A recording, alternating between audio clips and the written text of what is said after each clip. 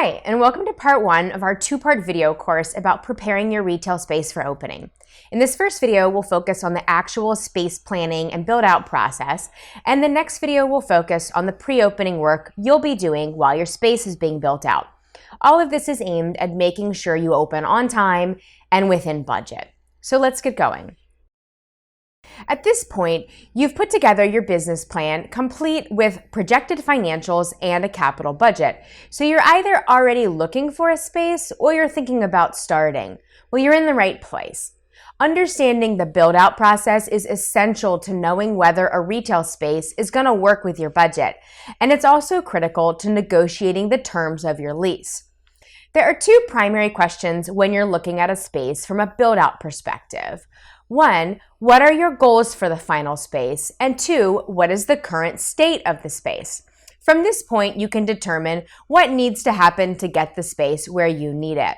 There's a big range here. Going into a cold, dark shell is very different from going into a second-generation space, but remember that looks can be deceiving, and what may seem like less to do doesn't always mean less money or less work. You can learn more about the most common states of leasable spaces in this search video. So, what can you do before you even consider a space? The answer is you get a firm grip on the operations flow and needs of your particular business. One of the first steps to understanding your space requirements is to do a simple exercise in identifying all the functional areas you need and their required adjacencies. What needs to be next to what? For example, if you're planning a cafe with reusable dishes and flatware, you'll need a dishwashing area in the back of the house, and you'll want it to be near a rear door so that you're not rolling a giant bin of trash through your dining room. Or another example, if you're planning a clothing boutique with an e-commerce component, you'll want to make sure you include space for receiving, holding back stock inventory, packing, and shipping. All of this seems obvious, but going through the exercise is a great way to ensure that you're not forgetting anything. And it's a super helpful list to hand off to your architect or space designer that you end up working with. We'll talk more on that later. Before we move on, I want to raise a quick point. Federal ADA guidelines and some local jurisdictions have lots of rules about what is required in public spaces, especially in food service establishments. So your own space plans will be dictated to some extent by these requirements. It's definitely worth spending some time on the internet and talking with your broker about what is required. Now that you know what you have to have in your space, you can start to understand the cost of getting what you need and want.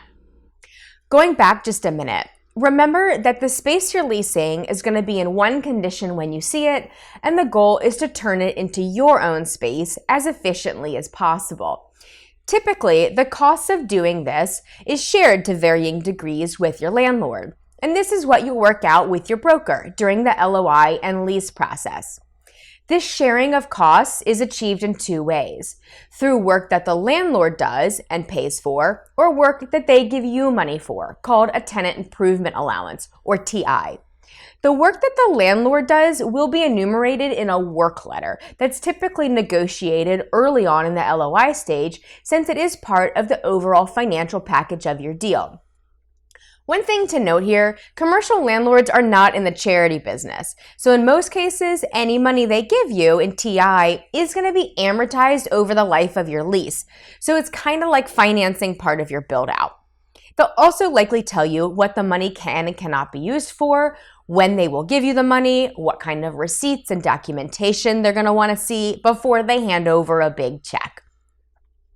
Once you know how much cash you're willing and able to spend on building out your space, you'll need to merge that reality with your vision for the space.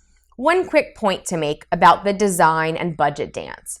In the process, you will likely see some ugly prices, and you may need to revise or even scrap some elements of your design. This is really normal.